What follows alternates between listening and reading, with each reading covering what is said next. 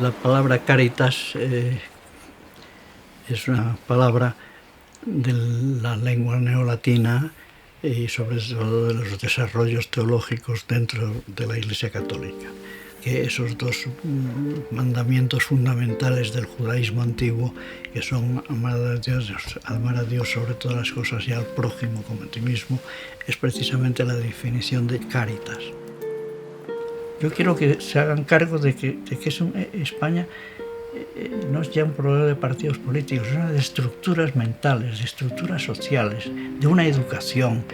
De manera que la cruz de los pobres y la cruz de la pobreza en España es precisamente la alusión a una especie de brutal e insoportable círculo vicioso en que los que se consideran ayudas de los pobres son los que fabrican las estructuras en los que nace la pobreza mayoritaria de los españoles.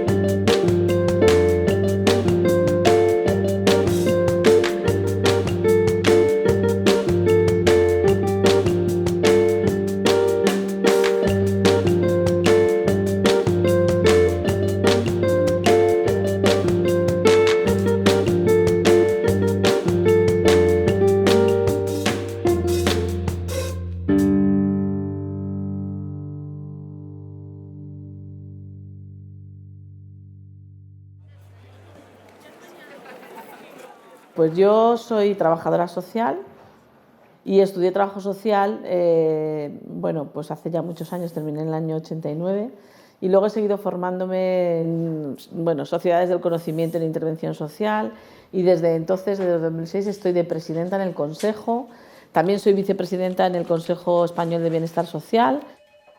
El primer contacto que tenemos con el programa Entre Todos es este verano pasado. Me llamaron de la productora del programa para ofrecerme que fuese colaboradora del programa.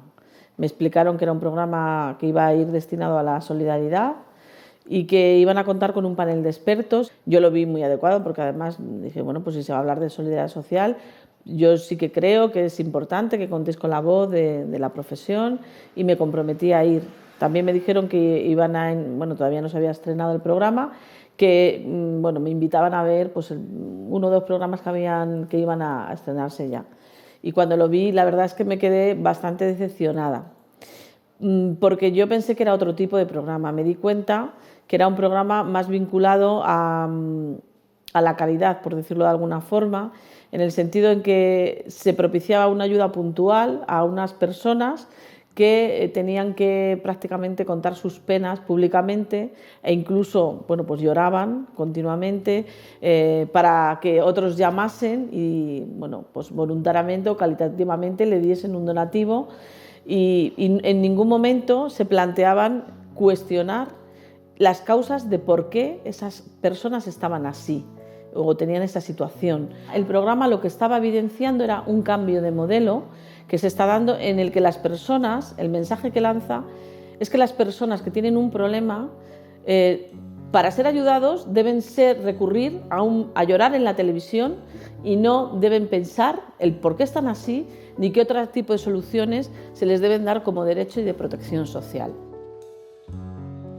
Hay que reivindicar por qué esa persona está ahí, por qué ha llegado a esa situación y buscar otra serie de soluciones. Lo que interesa, y de hecho es verdad, lo que interesa es hablar, cuando se habla de pobreza en España, de que hay unas ONGs que están dando alimentos o están poniendo un comedor social.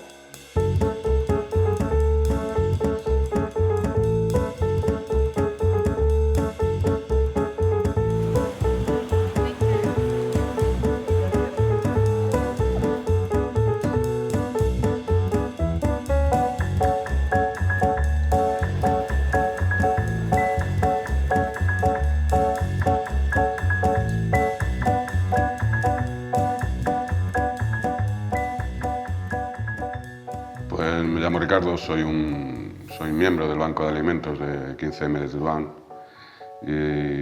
y estoy aquí por eso, porque estamos llevando adelante esta iniciativa en el barrio y es una iniciativa que nace de la Asamblea de Tetuán para responder a la situación de muchas familias que conocíamos que estaban pasando por dificultades. La Asamblea dispone de un grupo de antidesahucios y las familias que están en ciernes de que las desahucien pasan un calvario. Y entre ese calvario está el hecho de que también los alimentos se convierten en un problema. No es que exista una necesidad de hambruna, una situación de hambruna, pero sí que existe una situación donde para pagar la hipoteca, para pagar la luz, para pagar el agua, se está detrayendo ese dinero, se está detrayendo de los alimentos. Intentar sí que intentamos ir a las instituciones, igual que estas familias han intentado ir a las instituciones. La realidad de estas instituciones a nivel administrativo es una lotería. Es decir, ellos disponen de un presupuesto acotado, entonces lo que ocurre es que cuando ese presupuesto llega para 10 familias, cuando hay 50.000 solicitantes, el resultado, que es 49.990, quedan fuera.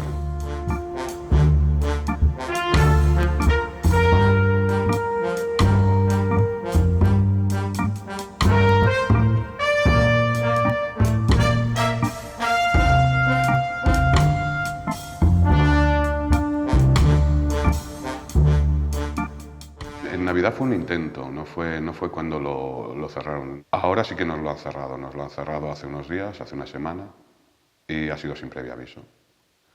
Nos han colocado una pegatina delante del almacén de alimentos, donde están los alimentos dentro, y ahora al abrirla pues supone un delito. Su excusa es que esto es un edificio que no está en condiciones y que por tanto se tiene que tener una reforma de actualización y se cierran todos los locales que estén dentro de este edificio. Es su excusa. La realidad es que, dada la situación que está viviendo la gente en el barrio, pues vemos inaceptable el que al menos no hubieran tenido la iniciativa de poder intentar hablar con nosotros, sabiendo que hay muchísimas familias que dependen de esos alimentos y que hay muchísimas familias que dependen de esta iniciativa solidaria.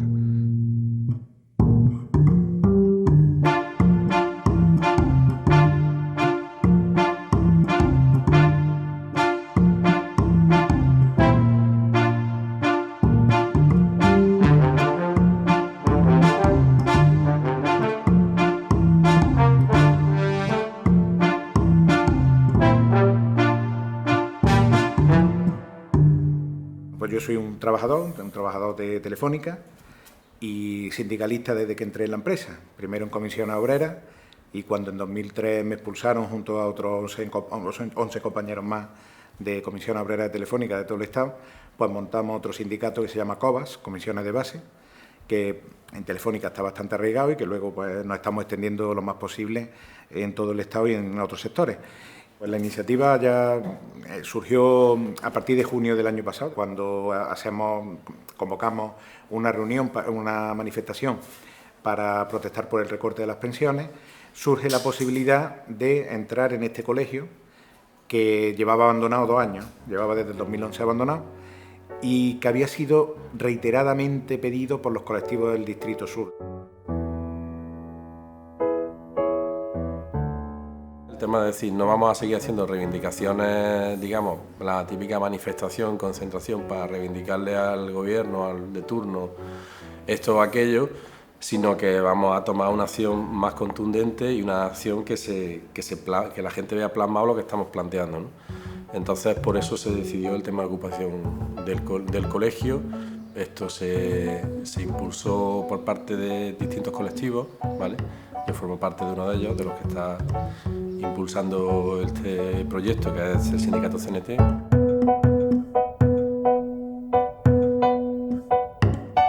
Nosotros sabíamos que este espacio estaba abandonado. Cuando entramos estaba en el estado que tiene un espacio que lleva 2 años y medio sin usarse. Y le planteamos al ayuntamiento rápidamente que lo que queríamos era que se nos cediese el espacio o que se le cediese incluso a los que lo habían reclamado, que era el Consejo de Distrito.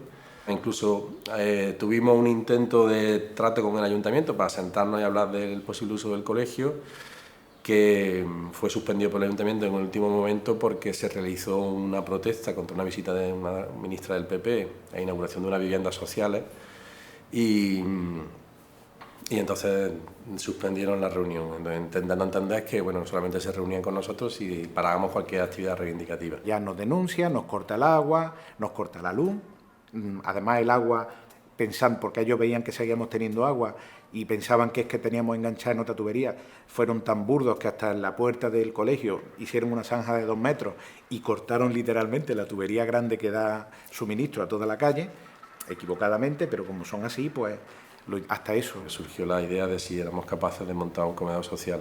Cuando se puso en marcha esto, un montón de gente del barrio participó en la asamblea y un montón de esa gente, de los propios militantes del colegio, eran personas que tenían esa necesidad.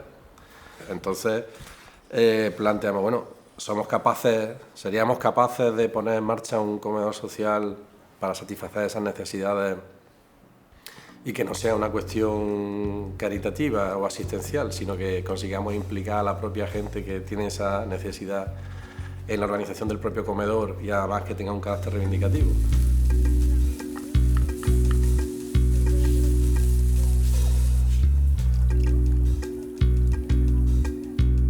Pues la diferencia principal es que nosotros nos basamos en la solidaridad y en la implicación. Aquí hay gente que viene a comer y son profesores que no han conseguido todavía un puesto de trabajo o que no lo han conseguido o lo han perdido, que estaban en la enseñanza privada o estaban interinos y dice, yo me quedo a comer, pero luego por la tarde vengo y le doy clase a los niños que necesitan apoyo. Ahí con el conocimiento de uno está otro aprendiendo y ese que enseña está comiendo con la solidaridad de otro, porque todo lo que comemos aquí es solidaridad. Aquí no, el Banco de Alimentos no nos trae nada, evidentemente. Para el Banco de Alimentos somos la competencia, literalmente así nos lo han dicho. La parroquia que hay aquí enfrente, fuimos un día a decirle que si tenían a gente que supieran que no tenían para comer, que nos lo mandaran, y nos dijeron lo mismo. Si no, vosotros sois competencia nuestra. Nos quedamos pasmados porque ¿qué competencia? Porque los comedores sociales de Cáritas, el Banco de Alimentos, tienen mucho de esconder lo que está pasando o de solamente mostrarlo como en momentos determinados para que determinadas empresas muestren sus donativos, etcétera. Pero los usuarios son como prácticamente invisibles, salvo en determinados momentos, programas de televisión que caen ahí en el sentimentalismo, etcétera. Nosotros no hemos llegado a pedir alimentos al Banco de Alimentos, sí que es una experiencia como la del campamento, si tenemos constancia, el campamento Dignidad en Extremadura, un poco que nos dio idea de algunas cosas. Ellos sí que han reclamado al Banco de Alimentos que a sus comedores sociales les den alimentos.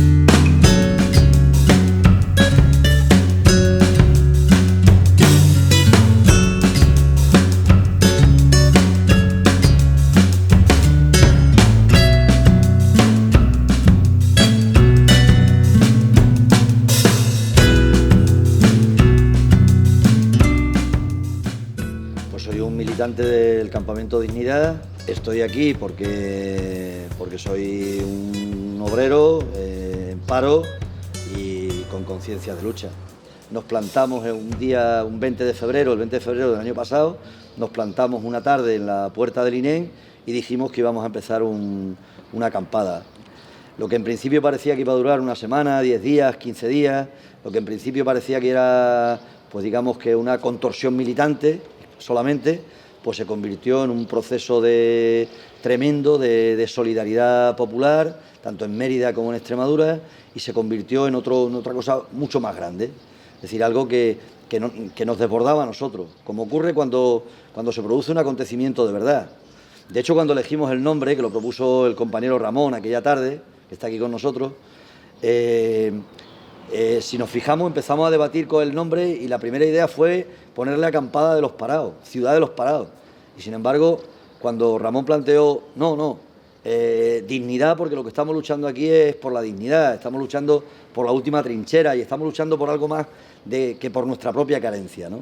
¿Qué pasó en el campamento? Que había mucha gente que expresaba su solidaridad trayendo alimentos. Había mucha gente que quería expresar su fraternidad con el campamento trayendo alimentos. ¿Qué empezamos a hacer nosotros? Empezamos a ver cómo organizábamos el reparto del excedente. ¿Con quién empezamos a compartir esos alimentos? Con la gente de los barrios de más machacados de Mérida, con la gente obrera parada, con la juventud precaria. Es decir, empezamos a compartir los alimentos y allí nació la despensa del campamento. Es decir, nació como un proceso, como parte de ese proceso de lucha, ¿eh?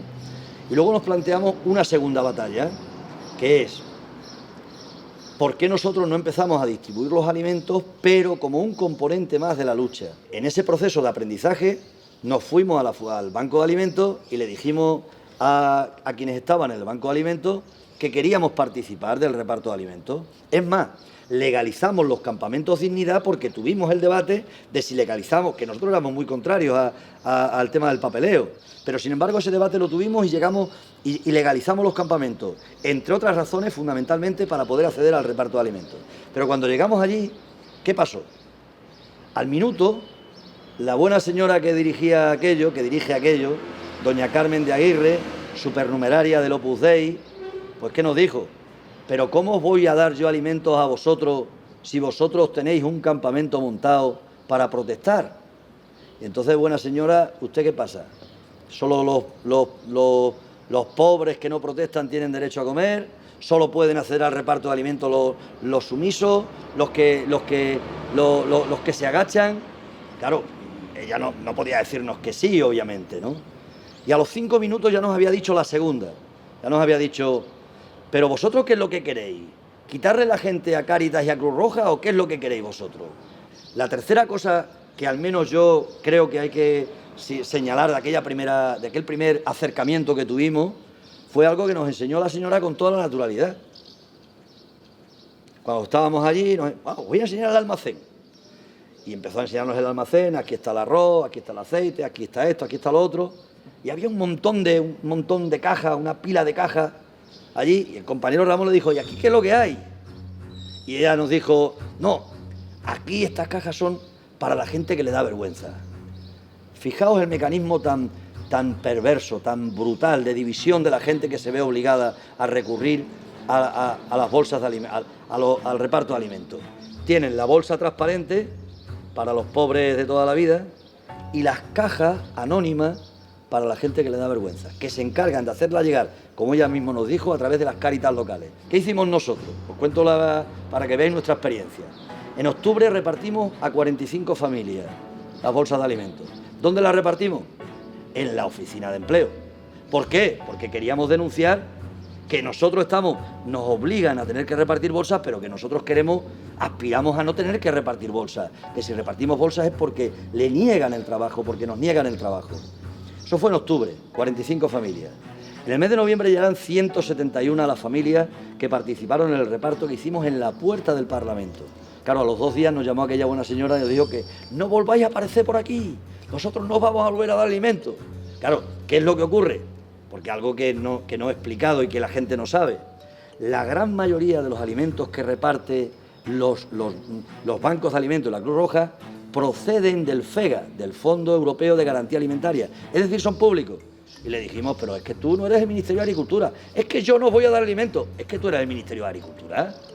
Es que estos alimentos son públicos. No los has pagado ni tú con tu dinero. Nosotros, cuando en estas gestiones que hicimos para que nos tuvieran que devolver el derecho a poder participar en el reparto de alimentos que son públicos, hablamos con el presidente a nivel estatal de la Fundación Banco de Alimentos, con don José Antonio Bustos, también supernumerario del Opus Dei, porque el Opus Dei se ha convertido la Fundación de Banco de Alimentos en su cortijo particular, y eso es algo que debe saberse. Y aquel buen señor, claro, ¿qué nos decía este señor? Nos decía, es que estáis haciendo política con los alimentos. Claro, nos cortó el teléfono cuando le dijimos, el que hace política con los alimentos eres tú, que estás todos los días retratándote con el Carrefour y con las grandes superficies comerciales. Nosotros, precisamente lo que estamos luchando es para que no haya reparto de alimentos, porque ahora en Extremadura hay 65.000 familias que tienen que recurrir a las bolsas de alimentos. Y a nivel de todo el Estado, según los datos de la propia Fundación, hay 1,5 millones de personas que tienen que recurrir al reparto de alimentos, que es una cosa vergonzosa. Bueno, nosotros tenemos una relación indirecta con la FESVAL. Un día nos apareció en el correo una carta de su directora de Relaciones donde se nos exigía la retirada del nombre Banco de Alimentos porque ellos lo tienen como marca registrada. Y si no, pues nos tendríamos que someter a las consecuencias.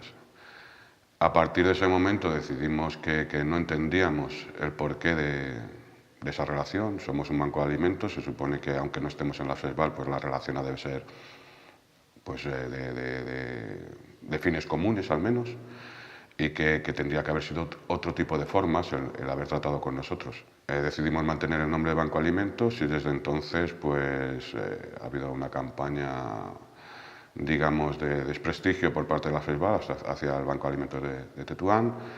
Y por otro lado nos encontramos miembros de la FESVAL en la calle, o que se autodenominan de la FESVAL, que cuando nos encuentran solicitando alimentos a los vecinos llaman a la policía.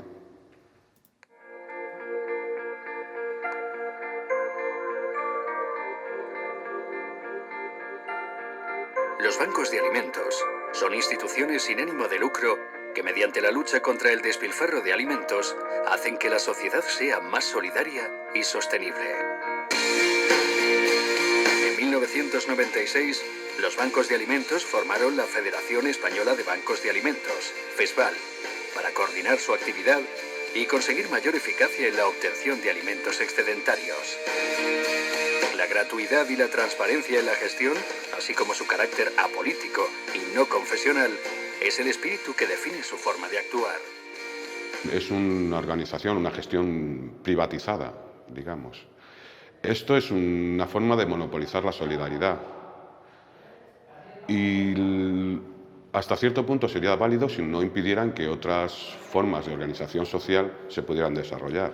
Por lo menos la atención primaria va a desaparecer. Va a quedar un sistema que quieren hacer de copago para el que pueda pagar algo y se le pueda dar un cheque servicio y se le pueda hacer un seguro y pueda más o menos responder. Y toda la parte de la pobreza y la exclusión, que eso es que no es de mercado y no tiene cuota de mercado ni va a ganar nadie nada con eso, se va a ir hacia el tercer sector, la beneficencia, con carácter pues, caritativo, asistencial, benéfico o como en ese momento el gobierno de turno lo quiera valorar. Yo creo que se pueden hacer muchos proyectos y muchas organizaciones los hacen, muy buenos, pero que tienen que tener, a ver, una serie de requisitos. Podemos montar un proyecto fantástico. Yo he oído cosas como, hay una organización que dice que va a dar alimentos, ¿no? Pero que tienes que enseñar el DNI y si eres extranjero no te corresponde, tienes que estar en el paro y tal. Eso es un proyecto que discrimina a otras personas en un tema básico como es la alimentación. Por ejemplo, yo desde mi punto de vista deontológico ese proyecto no cumple los requisitos para ser un proyecto de bienestar social ni busca la calidad de vida de todo el mundo, busca la de unos pocos. Y hay organizaciones que son más bien organizaciones prestadoras de servicios y que dependen totalmente del dinero de subvenciones del Estado. Y su carácter reivindicativo ahí se afloja mucho.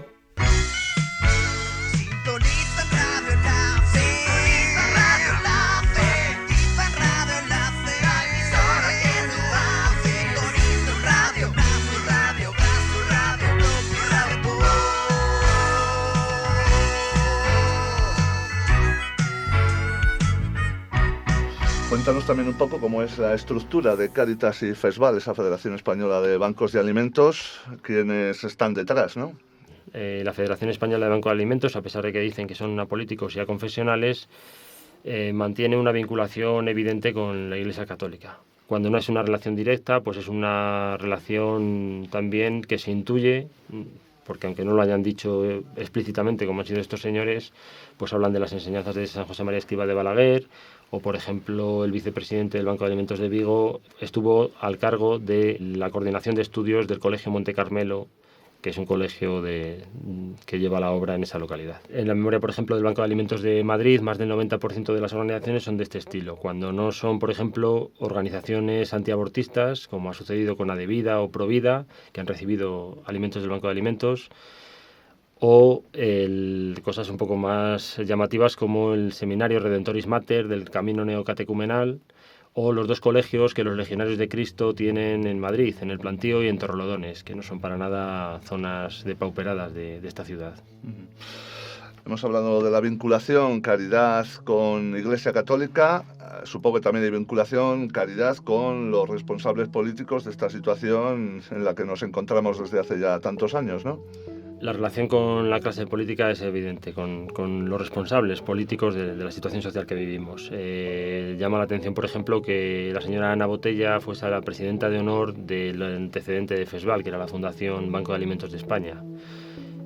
Una mujer que se ha caracterizado por los recortes en la ciudad, en materia social también, organizaciones feministas, a otra serie de organizaciones que se encargaban de cubrir espacios que ahora ocupan estas organizaciones de las que estamos hablando, como Cáritas o FESVAL. FESVAL ha recibido el premio Príncipe de Asturias a la Concordia en el año 2012 y es llamativo ver entre el jurado que concede ese premio al señor Rodrigo Rato o a la señora Alicia Koplovich, algo que les vincula a esta gente de la que estábamos hablando. En el caso del Banco de Alimentos, también es llamativo que estén colaborando, por ejemplo, con esa gran multinacional que es Carrefour, cuando el presidente de Carrefour España es Rafael Arias Salgado, el exministro de Fomento de Aznar, famoso por la autoría de la Ley del Suelo, que es una de las medidas políticas responsables principalmente de la situación social que se ha dado después con la explosión de la burbuja inmobiliaria y los consiguientes desahucios que han tenido lugar. El propio señor Juan Roig fue uno de los grandes impulsores, por ejemplo, de la reforma laboral de la señora Báñez. Esas declaraciones que hizo también en marzo del 2012 sobre nuestra capacidad de trabajo, que había que imitar la de los bazares chinos, o esa desincentivación que teníamos que tener hacia la sanidad, la educación, igual que nos habíamos desincentivado de usar las bolsas de plástico. Todas esas declaraciones vienen a impulsar medidas políticas que sumen a la gente en la situación que tenemos y en la necesidad, incluso en estos momentos, de completar los salarios con alimentación procedente del Banco de Alimentos o de estas organizaciones. Los mismos impulsores de esas medidas políticas que aumentan la brecha entre los ricos y los pobres son los que apoyan abiertamente esas fórmulas de caridad y de beneficencia. Tanto la caridad como el asistencialismo tienen en común que no cuestionan el poder establecido ni el orden establecido en la sociedad. Lo que plantean es poner una solución puntual a un problema que se genere, pero en ningún momento plantean el buscar las causas de esos problemas ni en transformar la estructura social para que no se generen problemas. Y sin embargo, el asistencialismo se puede ejercer desde el Estado, como un derecho incluso. Cuando una persona tiene un problema determinado, existen una serie de recursos y prestaciones que se aplican de una manera asistencial, puntual, con el objeto de paliarlos y ya está. No se cuestiona nada. Si una persona está mal, el problema de alguna forma es suyo, es individual. De alguna forma se culpa a la persona que, por ejemplo, es pobre, pues porque no ha sido lo suficientemente capaz de salir de esa situación, no es lo suficientemente hábil, inteligente o emprendedor. El problema es de él. La línea de la caridad es una vía muerta, o sea, es una vía que lo que intenta es estabilizar una estratificación social. Como ya en este país no se pueden solventar los derechos porque los recursos han ido dirigidos a un sector social, que es el que tiene el poder ahora, El resto de sectores sociales que se las apañen como puedan, ¿no? Y esos derechos que supuestamente tienen, lo que los convertimos es en caridad, es decir, en beneficencia. En un momento de tiempo muy corto, pues puede ser algo incluso hasta beneficioso, una catástrofe, una cuestión por el estilo. Pero en una situación prolongada, lo adecuado es que exigir que esos derechos se cumplan, exigir que haya un cambio de políticas, etcétera. Vamos, es por otra línea. Más cosas, Julio, que queremos saber. ¿Cómo se está financiando a estas organizaciones caritativas? Supuestamente el Estado tiene un problema con una crisis económica que ha hecho que se apliquen una serie de recortes, según su discurso, en cuestiones sociales. Pero desde el dinero público se está financiando generosamente a estas organizaciones, aunque una parte grande procede de fondos privados, de donaciones privadas. Sigue, por ejemplo, Cáritas teniendo cerca de un 40% de financiación pública. Ha bajado este año a cerca del 30%, pero manteniendo más de 80 millones de euros, mientras el plan concertado, por ejemplo, que es lo que nutre a los ayuntamientos de dinero para aplicar medidas sociales, ha rebajado de 90 millones a 50. En esa rebaja del 45% de un presupuesto destinado a ayudas sociales, no se toca el presupuesto de Cáritas y se mantienen más de 80 millones de euros, como digo. No solo es eso, fue polémica la actitud de la Comunidad de Madrid por parte de Ignacio González al mando, cuando le dona cientos de viviendas del IBIMA, del Instituto de la Vivienda de Madrid, a Cáritas, ejemplificando lo que estoy diciendo, el trasvase de viviendas como derecho, viviendas de protección social, que es para lo que se genera para lo que está el IBIMA, hacia la beneficencia, un objeto de caridad que no puede ser reivindicado.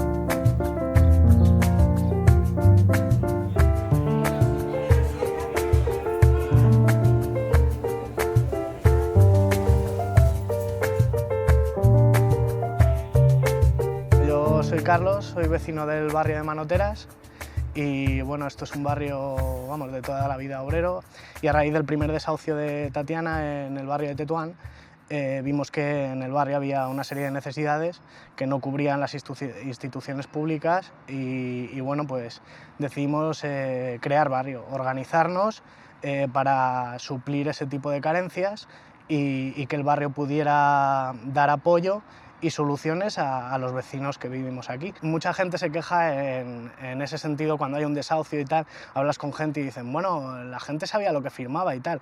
Ya, pero la situación económica no era la misma. Seguramente una familia trabajaban padre y madre, tenían 3 o 4 hijos y podrían afrontar los gastos que podía ser una hipoteca o el alquiler de una vivienda pública o de una vivienda de promotora inmobiliaria o particular. Pero claro, la situación ha cambiado. Ahora pues hay mucho paro, la gente se ha quedado sin trabajo y entonces a raíz de eso surge el problema de perder la casa. Nosotros no hacemos un trabajo asistencialista, nosotros no viene una persona y nos dice, oye, tengo este problema de vivienda y de repente ya nos volcamos y lo intentamos solucionar. No, no. Nosotros te apoyamos, pero tú tienes que dar el apoyo que necesitan otras personas que están alrededor de esa asamblea. Bueno, todos sabemos que instituciones como el IBIMA o la MV tenían una deuda de escándalo, han tenido una deuda y la siguen acumulando. Esto no es cosa del azar o de una mala gestión de una manera involuntaria, no, no. Aquí hay unos intereses de que lo que quieren precisamente es que ese tipo de instituciones caigan y vayan a pique para poder justificar luego que una empresa privada venga y diga, bueno, pues gestiono yo esto. Y el tema de Bankia es el ejemplo perfecto. O sea, Bankia ha recibido una serie de dinero público enorme y ahora, en principio, que bueno, empieza a tirar un poco para adelante la cosa y todo eso, nos enteramos que parte de la gestión se la han vuelto a vender a Goldman Sachs, que fueron precisamente esos señores o esa empresa que nos llevó a donde estamos. Entonces, claro, dinero público inyectamos, pero luego, cuando está más o menos la cosa saneada, volvemos a confiar en los que nos han metido en el hoyo. Estamos en la Asociación de Vecinos de Manoteras y yo estoy aquí porque pertenezco a un colectivo de vivienda.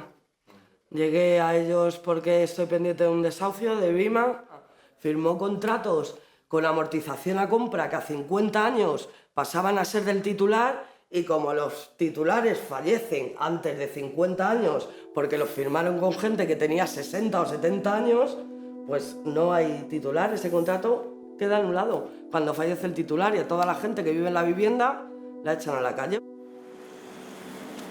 El contrato lo firmó mi abuelo. Les expropiaron de Fuencarral, por donde pasaba el M30. Tenían una casa, les hicieron esta que les decían que eran para 5 años porque son casas prefabricadas con materiales perecederos hechas para 5 años y llevan 53, que los firmaron con gente que no sabía leer ni escribir. No hay ni una sola cláusula, solamente hay una cláusula que dice que todo lo de ese contrato está sujeto a las leyes que haya en vivienda social en el momento. Mi abuelo falleció, de mis abuelos pasó a mi madre, y ahora que yo he pedido la subrogación y Vima me deniega la subrogación porque no admiten en vivienda social terceras subrogaciones, cuando tenían que haber relojado a la gente hace 40 años. Ese paso del tiempo es tu problema, no mío. Tú tenías que haber cumplido con mis abuelos hace 45 años. Yo, por ejemplo, mi madre murió 4 meses antes de que la casa se escriturara. Y se supone que no nos pertenece nada. No nos pertenece ni quedarnos ahí a vivir. Habiendo pagado. Habiendo pagado, pues eso, menos los 7 meses que faltaron hasta que se murió, que los pagué yo. Luego dejaron de cobrarme los recibos y todo, porque a mí me tienen declarada ocupa. A mí me tienen denunciada en el juzgado y todo. En la vivienda que ha sido mi casa de toda la vida, y la de mis abuelos. Y con una penalización de no poder pedir vivienda social hasta que yo abandone la vivienda 2 años después. O sea, que es que no es solo que te echan a la calle, no te dejan ninguna opción. Cáritas es a donde recurre la gente que está en la calle, pero es que Cáritas ahora no da nada. Yo no sé qué hacen con esas viviendas que dicen que reparten. No, y es que además yo creo que eso tendría que repartirlo alguien que supiera en verdad quién lo necesita. No el gobierno que lo dé a quien ellos quieran. Se tendrían que dar a colectivos que saben que esta familia está en esta situación, que esta está en otra situación. Eso es la gente que tendría que repartir esas viviendas. He hablado con todo el mundo. Nos hemos reunido con el viceconsejero de Vivienda Social, hemos hablado en IBIMA con los mandatarios de turno, con todo el mundo. Pero de momento no hay solución. O sea, la persona yendo a este tipo de instituciones se le queda claro mucho en la mente de que él está abajo, y que depende de esta institución para todo. Entonces, claro, o sea, es denigrar muchísimo más la personalidad de cualquier ciudadano o ciudadana. Ya te digo, volvemos a lo mismo, es la pescadilla que se muerde la cola. A mí me está solucionando el problema que a lo mejor tengo hoy y mañana, pero pasado vuelvo a estar en las mismas. Le interesa ese intercambio caritativo de decir, bueno, sí, yo te doy una vivienda con mis requisitos, por supuesto, pero bueno, siempre vas a depender de mí y bueno, si levantas la voz más de lo debido, pues a lo mejor pues nos buscamos un problema contigo. Y nosotros estamos en el trato, en la lucha, en la pelea con esa forma dominante de entenderlo. Es decir, ¿qué hacen los bancos de alimentos? Los bancos de alimentos garantizan que la vergüenza no se mueva, que la vergüenza, que esa reproducción de la vergüenza que siente el que tiene que ir a por los alimentos, siga ahí estancada. Por tanto, porque claro, el poder no se mantiene solo porque tiene a los medios de comunicación, tiene a la policía, tiene a esto y tiene a lo otro, sino porque tiene también un montón de mecanismos que reproducen ese dominio y reproducen el consentimiento de la gente, del dominio, y reproducen la vergüenza. Aquí estamos muy satisfechos de los 6 meses por un montón de cosas, pero la cosa que más nos satisface es a los que somos activistas de hace mucho tiempo. Tú sabes que empleamos todos mucho eso de ay, ¿por qué la gente no se mueve? Es que la gente no se mueve y hay parados y no se mueven. Oye, pues aquí hemos visto que se mueven. Aquí hemos visto gente que está parada y que viene por esa puerta y dice, tío, no tengo para comer. ¿Puedo venir a comer? Claro que puedes venir a comer. Pero a cambio, ¿tú sabes por qué no puedes comer? Claro, estoy parado, pero tú sabes por qué estás parado. La mayoría están parados, cuando vienen aquí, la mayoría piensa que están parados por culpa de ellos, porque no están preparados para el sistema competitivo del mercado laboral y que la culpa de eso es de ellos. Y claro, la gente tiene que darse cuenta una puñetera vez de que no son culpables.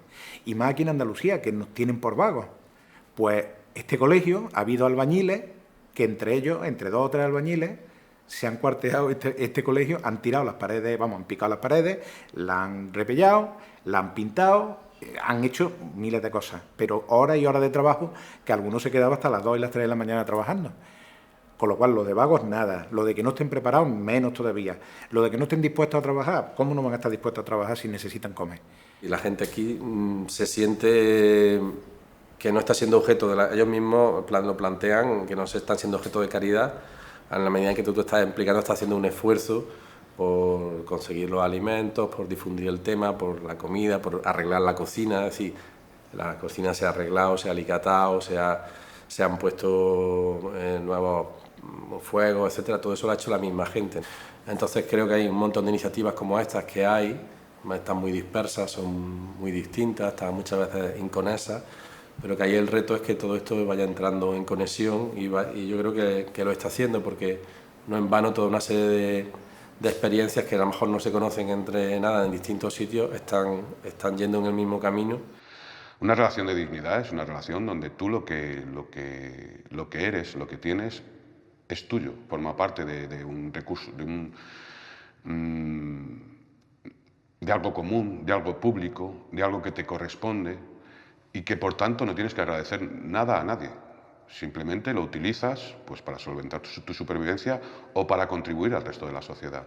Desde el punto de vista capitalista lo que consigues es que se mantenga a precio bajo la mano de obra, a precio de subsistencia. Es decir, ese stock que el capitalismo ha echado del mundo laboral y que al Estado español pues lo ha llevado a los niveles de pobreza absoluta, pues lo que los mantiene en un estado de letargo para que puedan ser comprados al más bajo precio. Lo decíamos en aquella convocatoria, que la vergüenza cambie de bando. Tiene que cambiar el miedo de bando, pero tienen que cambiar más cosas. Y tiene que cambiar la vergüenza. Y la vergüenza la tienen que sentir ellos que son los que llevan a la miseria a la gente. Digamos que, pero claro, nos hemos metido y nos estamos metiendo en un terreno, como decía, fangoso, ¿no? Porque por un lado, le estamos disputando un terreno que ellos tienen celosamente vedado como que nadie puede entrar, pero por otro lado también estamos dando otra batalla, que es la batalla contra el brochazo ideológico, porque hay gente que quiere resolver esto solo con un brochazo ideológico, con la crítica ideológica de la caridad, y eso no basta. ¿Qué hace la gente cuando va a Cáritas? Pues discutir si tú te llevas 2 litros y yo me llevo 1. Y eso es lo que tienen acostumbrado a la gente más humilde. Para conseguir que la vergüenza cambie de bando, tenemos que unir a los viejos pobres y a los nuevos pobres, a la juventud precaria, a la gente de los barrios más machacados, a la gente, a los parados de la construcción, a los parados de la informática, al chaval que tiene la tesis, que es becario postdoctoral, con el CANI, a romper lo que ellos tienen organizado, que es la pugna diaria entre los de abajo, la lucha entre los de abajo, la lucha a calzón quitado entre un pobre con otro pobre. No es nada fácil porque la ideología dominante es la ideología en esto de la caridad, del miserabilismo. Si lo que están cometiendo es una injusticia conmigo, ninguna vergüenza, la vergüenza tienen que tenerla a ellos, porque nosotros somos los que pagamos y nos vamos a la calle. Tenemos el problema de no tener trabajo, de quedarte sin poder pagar. Vivimos en una globalización donde prima lo económico y se pone por encima lo económico del desarrollo humano. Creemos que hay que buscar una redistribución de la riqueza. Mientras que eso no se haga, es muy difícil pensar en justicia social. No llegar a tener que vivir de ayudas o de Cáritas, no tener que ir mendigando, porque es que ir a una trabajadora social a pedirle algo es de verdad como si estuvieras pidiendo limosna. Así no puede vivir la gente, esperando a que te den de comer, esperando a que te pongan un alquiler que puedas pagar. No se puede estar así. Necesitas algo que te solucione el problema. Pero no puedes ir pidiendo de la comida de la iglesia a Cáritas y de... No puede ser. ¿qué diferencia, qué aporta la dignidad? La dignidad, digamos, es el no quiero, el no me da la gana, el non serviam, ¿no? El no soy un esclavo, ¿no? Es el último asidero. Y es también la negación de la propia condición de mercancía. Fijaros dónde nosotros nacimos, tiene mucho que ver con la dignidad. Bueno, pues nosotros nacimos porque nos negamos a ser reducidos a mercancía que tiene precio. Es decir, negamos nuestra condición de mercancía, de mercado de trabajo, de ser la mercancía que se vende en el mercado de trabajo. Para que haya autonomía tiene que haber una liberación de las necesidades materiales, para empezar. Porque muchas veces ahí se fantasea con la autonomía. Es decir, la primera condición para la autonomía es no ser un pobre que tienes que estar todo el día buscándote la vida y mendigando como el chusco, ¿verdad?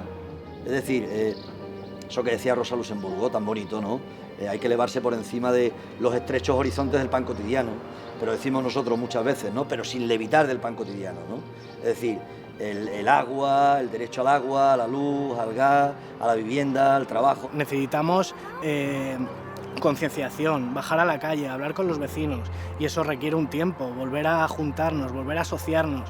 Desde que está la OFIAM, la verdad es que nos podemos dar con un canto en los dientes, pero la verdad es que todos los casos que la persona ha querido luchar hasta el final, nunca la han echado de casa. Si la han echado de casa, se ha buscado una alternativa. O sea, hay alternativas y hay maneras de ganar, y nosotros lo estamos viendo en estos años. Ahora mismo estamos en Manoteras, es un barrio de 2, 3, 4 manzanas, que a lo mejor te pones a plantearte, vamos a luchar contra Ibima, y lo ves así como decir, vamos, es un dragón de 3 cabezas, que vamos a hacer 4 vecinos de un barrio de 4 manzanas. Pues se consiguen las cosas, Esto funciona, que el apoyo mutuo vale, y que aunque el enemigo es muy grande, somos muchos y todos juntos vamos a ser más grandes que ellos siempre. Nada más.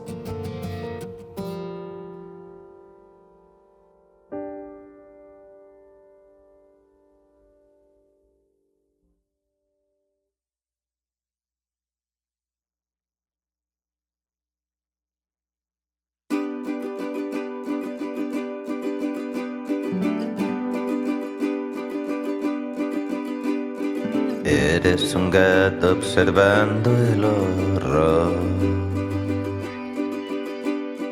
Hay quien te mira y se frota las manos. Los otros evitan la conversación y hay algunos que se arrojan desde el balcón. De pronto un ruido, un motivo de celebración. Vienen de frente gigantes de azul, con las bocas llenas de su democracia. Pero el miedo ha dejado de ser la actitud, suena en cada cabeza un hermoso rum rum.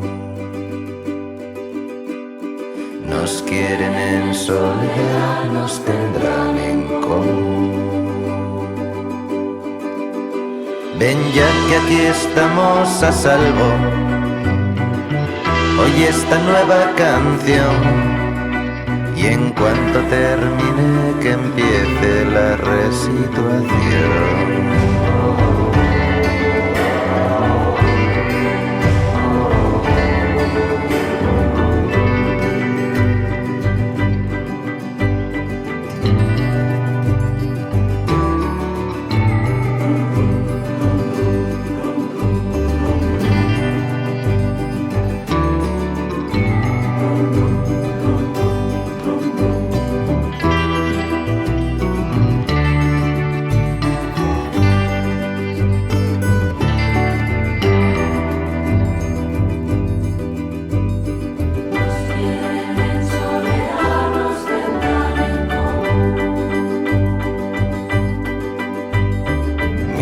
Y admira que hay en la ciudad. Dicen que es un elefante varado, Algunos lo llaman el circo mundial y hay quien acude a diario allí a vomitar. No hace hoy un día precioso para explosionar. Ven ya que aquí estamos a salvo. Oye esta nueva canción y en cuanto termine que siga la resituación.